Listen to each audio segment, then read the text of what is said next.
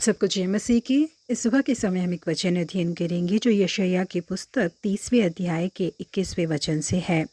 जब कभी तुम दाहिनी या बाहीं ओर मुड़ने लगो तब तुम्हारे पीछे से यह वचन तुम्हारे कानों में पड़ेगा, मार्ग यही है, इसी पर चलो।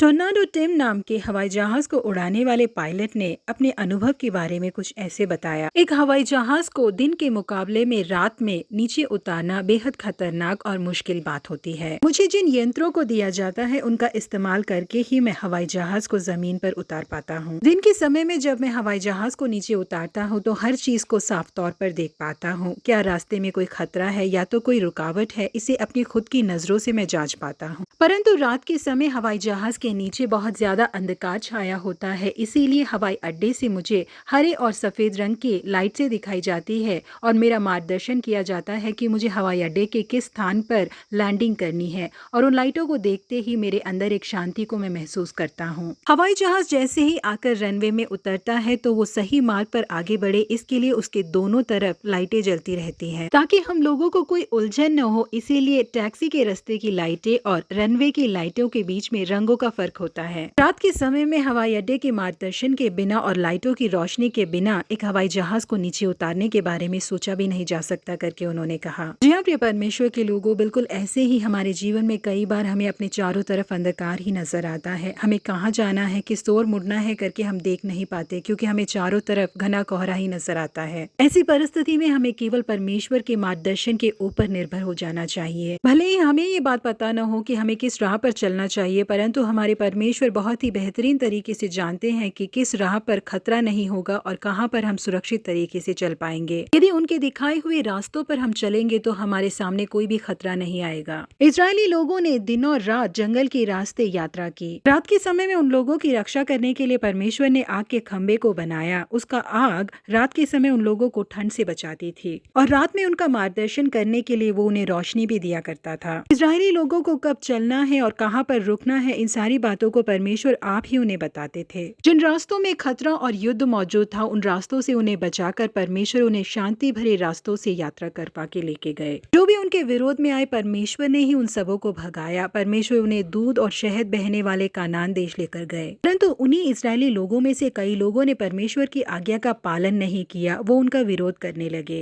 यही कारण था कि उन लोगों के मुर्दे शरीर जंगल में पड़े थे। जी हाँ प्रिय परमेश्वर के लोगों, जंगल जैसे इस संसार में हमें परमेश्वर के मार्गदर्शन की और अगुवाई की जरूरत है। हमारे वचन पढ़ते समय, प्रार्थना करते समय या कलीसिया में पासवान के द्वारा परमेश्वर हमसे बातें करते हैं, हमारी गलतियों का वो एहसास दिलाते हैं। यदि उनके शब्दों को सुनकर उसके अधीन होकर उनके दिखाए हुए मार्ग पर हम चलेंगे तो वो हमें सुरक्षित तरीके से चलाएंगे। इसलिए परमेश्वर हमारा मार्गदर्शन जिस ओर करते हैं उसी मार्ग पर हम चले। प्रभु आप सबों को आशीषित करे। Have a blessed day.